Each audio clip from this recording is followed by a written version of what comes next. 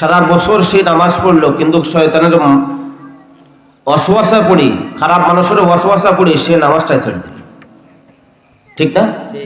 এত হাজার হাজার টাকা খরচ করে আসছেন এই যে সুদূর ব্রাহ্মণবাড়িয়া কসবা থেকে, পুরা দিন গাড়ির ভিতরে জার্নি, দুপুরে খাওয়ারও সবার হয় নাই, আবার রাত্রিবেলায় যাই আল্লাহ পাক রিজিকে রাখছে তাই কি দুইটা সবাই খাইছেন, রিজিকে যার আছে খাইছেন, কিন্তু কি এই খাওয়ার পরে এখন কি হজা, তাইলে দিনভর যদি জার্নি করে রাত্রটা কি মানুষের শরীরটা ক্লান্ত হয়ে যায়।